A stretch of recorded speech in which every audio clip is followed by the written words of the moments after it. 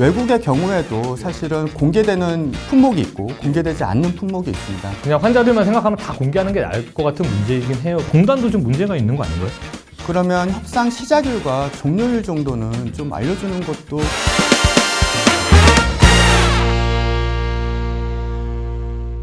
네, 안녕하세요. 데일리팜 어윤호입니다.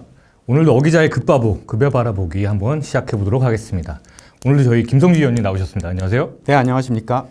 의원님 날씨 좀 추워졌네요, 그죠? 네, 갑자기 많이 추워졌습니다. 저도 그래서 이제 둘 다 이제 옷이 좀 두꺼워졌는데 오늘도 또 저희 우리나라 급여 체계에 대해서 한번 심도 있는 대화 나눠보도록 하겠습니다. 오늘 저희가 선정한 주제는요. 저도 요새 개인적으로 굉장히 관심이 많은 주제예요. 그 주제를 이렇게 잡아봤습니다. 우리나라 급여 평가 과정 어디까지 공개가 가능한가입니다. 네, 우리나라가 이제 급여 신약이 나와서 급여 신청을 하고 등재하는 과정이 있습니다. 저희가 뭐 급바보를 보시면 그 과정 하나하나에 대한 것들도 많이 다뤘기 때문에 아마 좀 알고 계실 거라는 생각이 들어요. 근데 그 과정들마다 어떤 위원회가 존재하고 어떤 그러니까 심의를 하는 과정들이잖아요. 이 관계가 있으면 그 심의가 끝나면 그거에 대한 결과가 나올 거죠. 근데 그거에 대한 결과가 공개되는 것들이 좀 우리나라는 굉장히 좀 한계가 있습니다. 현재 상황에 대해서. 그러니까 어떤 것들은 굉장히 공개가 되고 있는데 어떤 것도 또 비공개로 아직 남아있고. 근데 그 비공개로 남아있는 이유들이 또 있을 테고 여러 가지. 근데 기다리는 약을 기다리는 환자들 입장에서는 굉장히 궁금하겠죠. 근데 그런 부분들이 왜 공개가 되는 건 왜 되는지, 왜 안 되는지, 그리고 공개가 추가적으로 필요한 부분이 있다면 어떤 부분이 있을지 한번 좀 김성주 의원님하고 오늘 얘기를 한번 해볼게요. 의원님, 일단은 현재 제가 짧게 얘기했지만 공개가 되고 있는 것들이 있어요. 그죠? 공개가 되고 있는 것들이 지금 어떤 것들이 있죠? 네, 말씀 주신 거대로 신약의 보험 등재는 심평원이 급여 기준을 먼저 설정을 하고 그 급여 기준 하에서 비용 효과성을 평가를 하게 되죠. 그리고 최종적으로 급여 적정성이 있는가를 평가하게 됩니다. 이 각각의 단계 중에 우선은 항암제의 경우에는 급여 기준을 설정하는 암질환심의위원회 심의 결과를 공개하고 있고요. 그리고 마지막 신약의 마지막 단계인 급여 적정성 평가를 하고 있는 약제급여 평가위원회 평가 결과를 공개를 하고 있어요. 사실 최근에는 우리가 이제 심평원에서 환자단체라든지 제약업계의 많은 요청 때문에 지금은 회의 직후에 바로 보도자료를 배포해서 결과를 공개하고 있습니다. 저희 같은 언론사들한테 이제 그 공개가 그 회의를 통해서 결정된 그 내용들이 오는 겁니다. 그럼 저희가 그거를 매체에 보도를 하면 그걸 통해서 이제 대중들이, 그러니까 관심 있는 분들이 알게 되는 것이죠.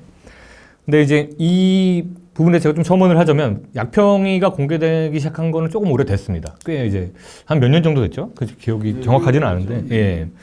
꽤 오래됐어요. 그것도 이제 원래 비공개였다가 이런 지금 저희가 하고 있는 이런 대화 같은 요구들이 좀 거세지면서 공개가 됐습니다. 그 이후에 이제 작년에 암질환심의위원회 결과가 공개가 되기 시작했어요. 그래서 지금까지 오고 있는데요. 이 두 위원회가 굉장히 주목을 많이 받는 이유가 있어요. 왜냐하면 이제 급여로 가는 어떤 관문 중에서 굉장히 중요하고 여기에서 어떤 결과를 얻는 것이 신약의 등재로 가는데 어떤 이정표를 제시한다고 볼 수 있을 정도의 위원회이기 때문에 그렇겠죠. 근데 그렇다고 해서 다른 위원회들이 중요하지 않은 것은 아니거든요. 근데 지금 어쨌든 암질신과 약평이가 공개가 되고 있다고 의원님이 말씀을 주셨는데 그 현재 지금 이 공개되고 있는 내용들 중에서 좀 부족하다고 지적받는 분들이 있을 거예요. 그죠? 네, 맞습니다. 암질환심의위원회 공개는 우리가 급여 기준 설정, 미설정, 뭐 최근에는 재논의, 이런 식의 결과만 공개가 되고 있어요. 그래서 미설정이 됐다라고 하면 왜 미설정이 됐는지, 그리고 향후에 어떤 방향으로 진행이 되는지를 알 수가 없고, 설정이 되었다고 하더라도 그 급여 기준이 무엇인지 알 수가 없습니다. 그냥 단순하게 설정, 미설정, 재논의로만 결과가 공개되고 있고요. 약평이 평가 결과는 그거에 비해서는 훨씬 더 자세하게 공개를 하고 있죠. 네, 그래서 회의 자료가 보게 되면 회의 자료와 그리고 평가 결과 두 개의 파일을 올려놓고 있습니다. 그 평가 결과서를 보면 임상적 유용성 얘기도 있고, 네, 그리고 비용 효과성도 있고, 그리고 재정 영향도 있고, 각각의 단계별로 다 기술이 되어 있어요. 하지만 이제 실제 그 자료를 보게 되면 의약품의 가격과 관련된 자료는 비공개입니다. 그러니까 비용 효과성도 대부분이 다 가려져 있고 재정 영향도 대부분 가려져 있어서 실질적으로 알 수 있는 부분은 임상 근거의 요약 부분이라고 생각을 하시면 될 것 같습니다. 사실상 지금 우리나라 정부와 제약회사가 협상을 하는 이유는 재정 영향과 그 비용 효과성 때문에 협상을 하는 것인데 그 부분에 대한 것들은 공개가 극도로 꺼려지고 있는 상황이라는 얘기입니다. 근데 이렇게 꺼려진 이유가 뭘까요? 우선은 저도 제약사에 있었지만 제약사가 원하지 않는 경우도 많을 것 같아요. 제약사에서 제출 가격이라든지 이런 부분에 대해서는 좀 꺼려지는 부분이 있기 때문에 그런 부분에 대해서 이제 심평원이 비공개로 결정을 하고 있는 것이고요. 외국의 경우에도 사실은 공개되는 품목이 있고 공개되지 않는 품목이 있습니다. 그건 아마 제약사의 선택으로 판단됩니다. 아, 외국도 그러니까 공개되는 부분이 있고 안 되는 부분이 있다는 얘기신 거죠? 네, 맞습니다. 그래서 이런 어떤 회사 입장에서 그리고 하나의 사기업이잖아요. 다 제약회사들도. 기업들 입장에서 그 당사의 어떤 이익과 좀 상반되는 이런 내용의 경우에 좀 꺼려지는 경우들이 있다는 얘기입니다. 근데 이제 기다리는 사람들 입장에서는 좀 답답하겠죠. 이런 부분들이 공개가 안 되면 좀 내가 지금 내 가족이 내가 아파서 이 약을 좀 먹거나 맞고 싶은데 그 약이 언제 나오는지 잘 알 수 없는 상황인 거니까요. 그러면 지금 어쨌든 뭐 회사들의 민감한 부분의 비용 효과성이 안 된다 이런 부분까지는 좋습니다. 근데 이제 암진심도 하나의 질환위원회인 거잖아요. 그죠? 근데 분명히 지금 암진심과 같은 수준의 위원회들이 있단 말이에요. 근데 공개가 안 되고 있어요. 암진심은 워낙 핫해서 많은 요구도가 있어서 뭐 이루어졌다고 할 수 있겠지만 어떻게 보면 암 환자만 환자는 아니잖아요. 근데 또 공개가 안 되는 부분이 있으면 그건 또 형평성 문제가 생길 수 있어요. 위원님 보실 때 그럼 앞으로 좀 이런 부분에 대해서 공개해야 되지 않을까 이런 부분들이 있다면 네, 맞습니다. 우선은 공개되고 있는 범위에서도 사실 설정, 미설정으로만 공개를 하는 건 좀 문제가 있다고 생각을 해요. 아까 얘기 드린 것처럼 미설정이면 왜 미설정인지, 설정이 됐으면 어떤 급여 기준이 설정이 됐는지를 알아야 환자분들의 좀 궁금증이 해소될 거라고 생각을 하고 있고요. 그리고 이제 우리가 약평이 같은 경우에도 우리가 최초 등재되는 신약에 대해서만 평가 결과를 공개를 하고 있습니다. 급여 기준 확대도 약평이 대상인데 논의 대상인데 공개가 되고 있지 않아요.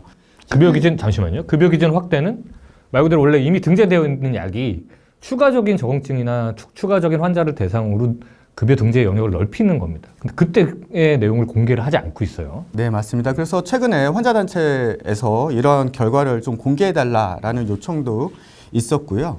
그리고 이제 아까 얘기 드린 것처럼 의약품의 가격이라는 부분은 상당히 제약사가 민감해할 수 있으니까 그런 부분에 대한 공개 여부는 많은 논의가 필요해야 되겠지만 사실 재정 영향을 산출을 할 때 대상 환자 수 부분이 상당히 중요할 텐데 그런 환자 수 부분은 공개해도 되지 않을까라는 생각을 하고 있습니다. 그래야 후속 품목도 그런 부분들을 좀 고려하고 접근을 할 수 있을 텐데 이거는 다른 나라에서도 의약품 가격이 비공개하더라도 환자 수는 공개를 하고 있거든요. 그런 부분에 대해서 이제 조금 고려를 해볼 필요가 있을 것 같고 그리고 우리가 대다수의 품목이 최근에는 가중평균가로 등재가 되고 있습니다. 이 가중평균가도 거기서는 비공개로 이제 까맣게 칠해져 있어요. 하지만 가중평균가를 왜 공개하지 않을까라는 생각은 저도 조금 의문이거든요. 왜 가중평균가를 계산할 때 대상 품목이 2개밖에 없다, 하나밖에 없다라고 하면 그 품목들의 정보가 공개되기 때문에 그 부분은 이제 비공개를 하는 거 저도 동의를 할 수가 있는데 3개 이상인 경우에는 사실 점유율을 알 수가 없거든요. 네, 그런 부분에 대해서는 가중평균가를 공개를 하게 되면 그 유사 품목들이 보험 등재 준비를 할 때 상당히 도움이 될 거라고 생각을 하고 있고 아까 말씀 주신 거대로 우리가 급여 기준 설정 여부는 항암제만 공개를 하고 있어요. 네, 일반 약제 급여 기준 설정 여부는 공개를 하고 있지 않습니다. 그래서 그런 위원회의 평가 결과도 공개를 할 필요가 있을 것 같고 그 이외에 경제성 평가라든지 위험 분담제 그리고 재정 영향 소위원회들이 있어요. 그 소위원회 결과는 지금 다 비밀로 되어 있고 지금 사실 가장 갑갑한 곳들 중에 하나죠. 거기도. 특히 경제성 평가는 상당히 많은 부분이 논의가 될 텐데 그런 부분이 다 비공개로 되어 있죠. 그래서 그런 부분도 우리가 좀 순차적으로 공개할 필요가 있지 않을까라는 생각도 들고 마지막으로는 하나의 신약이 심평원 어느 단계에서 평가를 받고 있는지를 알 수가 없습니다. 그게 이제 환자분들은 상당히 궁금할 텐데 그런 것들을 신약이 어느 단계에서 평가를 받고 있다라는 그런 정보도 공개를 한다라고 하면 사실 많은 좀 도움도 되고 투명성도 확보가 되지 않을까라고 생각을 하고 있습니다. 경평소위, 기준소위 이런 단계에 머물러 있다가 사라지는 약들이 굉장히 많아요, 사실은. 근데 그런 약들을 추적할 수가 없죠, 지금. 네, 그렇죠. 일반인들 입장에서는 저희 매체에서도 굉장히 취재하기 어려운 영역이고요. 그런 부분들에 대해서 제가 기사를 알아내서 쓰면 또 불편해 하십니다. 그래서 이런 부분들에 대한 걸 차라리 공개하는 것이 더 낫지 않겠냐 하는 이야기예요. 근데 위원님 제가 좀 지금 말씀을 쭉 들어보면 대부분 이제 심평원에 대한 이야기를 많이 해주셨어요. 근데 이제 공단에서 약가 협상이라는 것을 또 하죠. 우리나라는 이제 그러니까 심사평가원에서 이제 심사 단계를 다 마치면 이제 실질적인 가격 협상을 또 다시 합니다. 이건 저희가 설명을 많이 드렸기 때문에 거기에서 이제 약가 협상이 시작되는 것, 그다음에 약가 협상이 끝날 때 사실 저희가 건정심이라고 해서 협상이 만료되고 타결된 약제가 이제 복지부에서 고시를 내는 그 과정, 그때가 아니고서야 이 약이 약가 협상이 된 건지 안 된지를 알 수가 지금 없어요. 근데 공단도 좀 문제가 있는 거 아닌가요? 네, 공단에서는 60일이라고 딱 기간이 정해져 있거든요. 그래서 아마도 뭐 공단이 지금은 협상 진행 중 뭐 이런 정보는 올리고 있잖아요. 그러면 협상 시작일과 종료일 정도는 좀 알려주는 것도 기다리는 환자분들에게는 큰 도움이 될 것 같습니다. 근데 지금 이제 뭐 요새는 협상 결렬도 워낙 많이 나오고 예전에 비해서는 줄었지만 이제 어쨌든 지연 결정도 많고 결렬 결정도 날 때가 있단 말이에요. 이런 부분은 공개하는 건 좀 그런가요? 제약사에서 아마 조금 부담스러워할 것 같아요. 본인들이 결렬이 됐다라고 하면 그 화살을 또 제약사가 받아야 되죠. 그렇죠. 사실 약효성 거의 막단이니까 막단에서 무너진 거니까요, 그죠?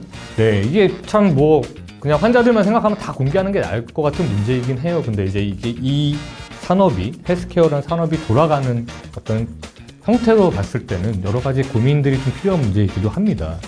근데 이제 제가 좀 마지막으로 말씀을 드리고 싶은 거는 지금 아까 60일이라고 이제 약간 협상 기일이 60일입니다. 60일 안에 무조건 협상을 마쳐야 하는 거예요. 근데 이제 시작하는 날짜를 모르니까 기다리는 사람 입장에서 끝나는 날짜도 가늠할 수가 없는 상황입니다. 답답한 상황이 되는 겁니다. 근데 결렬되고 지연된 약제가 공개가 안 되면 60일이 지났음에도 불구하고 훨씬 더 많은 시간을 기다리고 있는 것이죠. 마찬가지입니다. 심평원도 이제 요새 정부에서 많이 하는 이야기들 중에 하나가 평가기간 단축이라는 얘기를 굉장히 많이 해요. 그리고 120일로 심사 단계를 줄이겠다, 뭐 허가부터 급여까지 연계해서 다이렉트로 이제 심사를 진행하겠다. 이게 다 신약의 신속급여를 지원하기 위한 정부의 정책인데요. 이 신속급여 정책이 진짜로 힘을 받기 위해서는 이런 투명성을 같이 가져가야. 왜냐하면 이게 어떤 약이 120일 안에 끝나는지 안 끝나는지 지금 알 수가 없으니까요. 근데 이거를 지켜보는 사람이 있으면 훨씬 그 일을 진행하시는 분들, 당사자, 제약회사, 정부들도 많이 의식을 하게 되겠죠. 그래서 한번 이런 부분들에 대해서 정부도 이제는 좀 더 워낙 약들에 대한 관심이 많아졌으니까요. 한번 고민을 해봤으면 좋을 것 같습니다.